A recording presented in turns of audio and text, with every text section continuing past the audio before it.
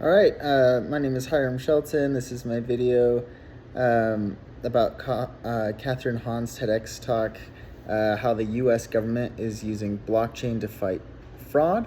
And I actually found it really interesting that that the government is using technology like blockchain, which is normally associated with like cryptocurrency or scams, but they're actually using it to investigate crime and promote transparency.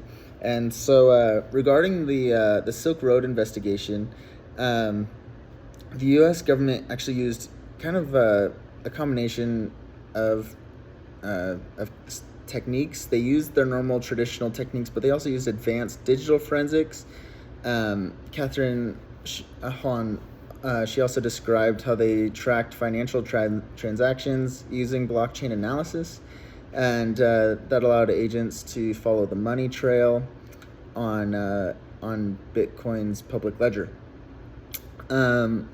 And then there were also investigators used undercover operations, surveillance, and digital evidence gathering, which led to eventually identify and arrest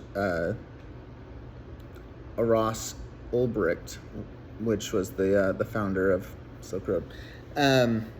So, answering the second question here, do you think a basic understanding of technology will be an important thing? Absolutely. So I think this case does really show that a basic understanding of technology is going to be essential for investigators in the future, because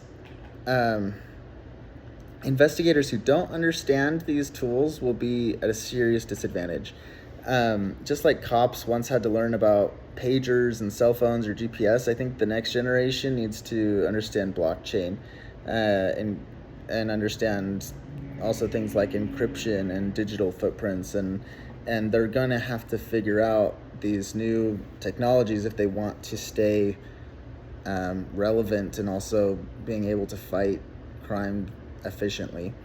So also, there were some ethical issues. Answering now the third question here, what ethical issues were revealed. So there were some ethical issues that came up during the case.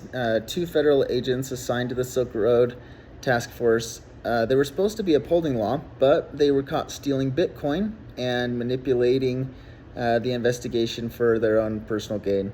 And that kind of corruption, it doesn't just harm the case, it really harms the public trust. The public will just lose all trust in law enforcement, and it really dampens the whole point of law enforcement. And so I think to prevent this kind of corruption, I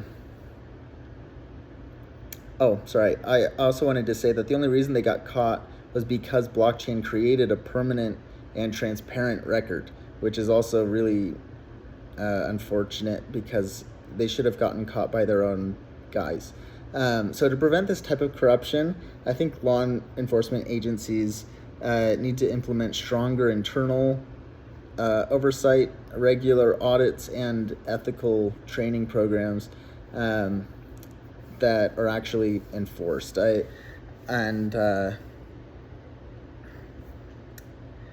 And I also think transparency tools like blockchain might have a role in monitoring government actions, which is also an interesting twist because it's kind of using the same tools criminals use. All in all, I think this was a great video. I enjoyed learning how the technology is being used by the government now, and can be used for good and not just evil. And yeah, thanks for listening.